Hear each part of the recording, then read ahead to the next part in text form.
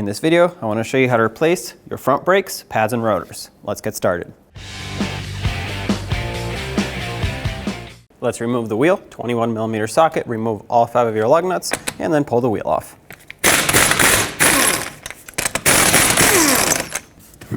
Take the wheel off.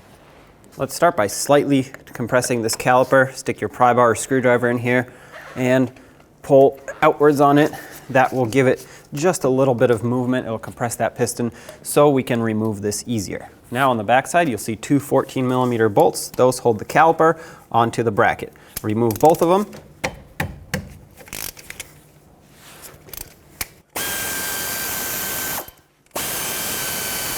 And take the caliper and set it up on top of the strut. The reason I did this is so that I don't put tension on my brake hose. Now you can just simply slide the pads out. And with a 17mm socket, let's remove both of these bolts that hold the caliper onto the knuckle.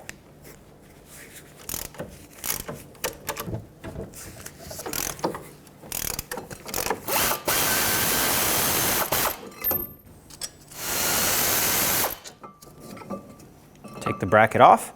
Now remove the rotor. This one's kind of stuck on here.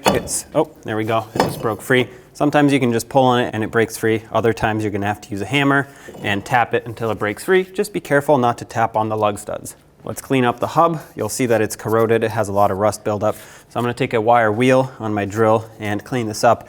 If all you have is a wire brush, just make sure it's nice and clean. All you're looking for is a nice flat surface for the rotor to sit on so that it doesn't sit at an angle. Even though it could be minor, it will affect the performance of your brakes.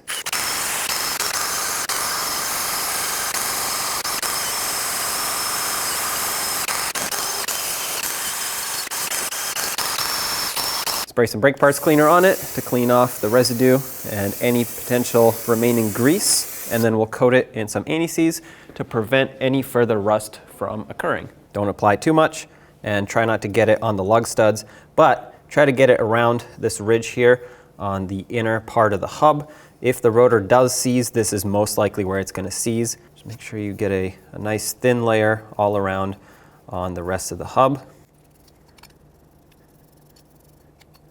Now take your rotor and put it on backwards. The reason I want to do that is so that it makes it easier to clean the surface. This is coated in cosmoline oil from the factory so that it doesn't rust. So grab a rag and some brake parts cleaner, spray this down, and gently wipe it off. Make sure it's clean and degreased. As you can see, it wasn't the cleanest, and you definitely don't want to put pads on this surface that is coated in oil. Flip it around, install your rotor.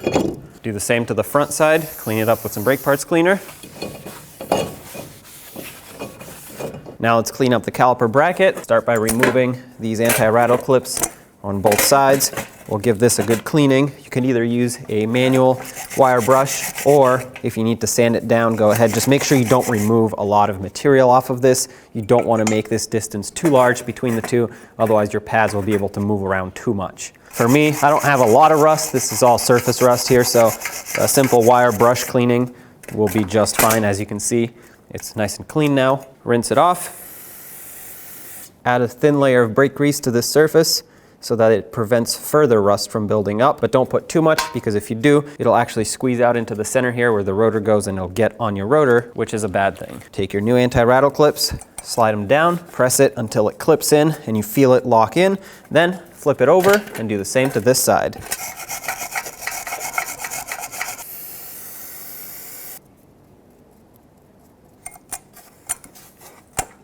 Next, we need to take care of the slider pins, which are these right here. Pull them out. These have plenty of grease still in them, but I will clean them up and add new grease. If yours are completely seized because it ran out of grease or this boot is damaged, then you're going to want to try to get some rust penetrant in there and then work them back and forth. If you cannot remove them, you will need a new caliper bracket. These need to slide in and out freely for the brakes to operate correctly. So inspect these. If they're in good condition, you can just wipe the grease off and reuse them.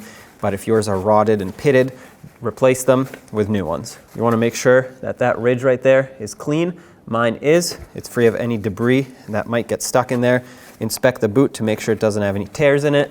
Now, because I still have good grease in here, I'm not going to clean any further. I'm just going to add a little bit more.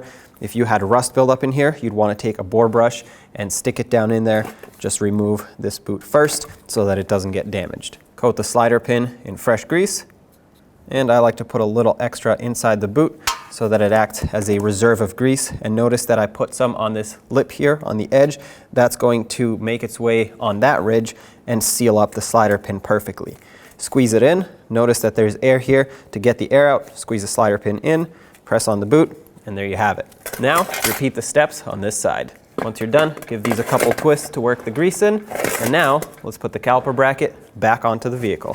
Slide it over the rotor, line it up with the knuckle, and put the 2 mounting bolts in. We'll bottom these out, and the torque for these is 79 foot-pounds.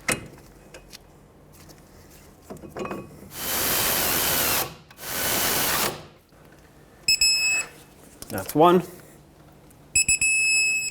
And 2. You'll notice that in your package, all pads will look the same, but you do need to attach a wear indicator to the inner pad. To attach the wear indicator to the pad, you want to put it on the inner side of the rotor, and you want to put it on the top so that as the rotor spins, it will push the wear indicator and make a noise, letting you know that you need new brake pads. You'll see that on the corners, they have a little cutout. Take the wear indicator and simply slide it over. Press it until it locks in. This will require quite a bit of force, but that's because it needs to be held on nice and tight on there for it not to fall off. Once you have it locked in, take the pad. It's easiest if you slide it in at an angle. There you go. Make sure the pad moves around easily. If it's seized in here and it's stuck and you took a lot of force to put on, you didn't clean up enough here and here, and then when you apply the brakes, the pads can't move around enough and you'll have braking issues. Do the same to put the outer pad in. Now take your caliper, and we need to compress the piston back in to make room for the new thicker pads. Take your caliper depression tool, this is what this is called, and what this does is it just squeezes the piston in.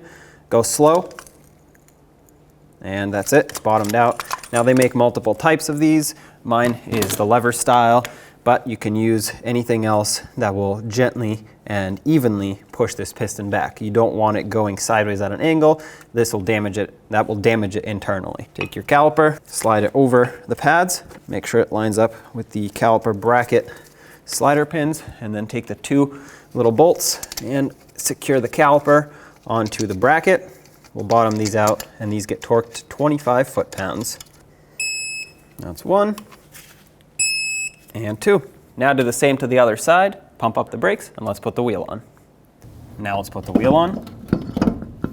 Put back all 5 of your lug nuts, bottom them out, and then torque them to 76 foot-pounds.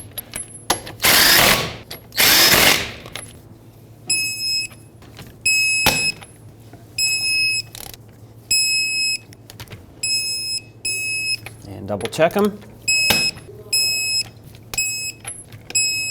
There you go, take it for a road test. When only the best will do, demand TRQ.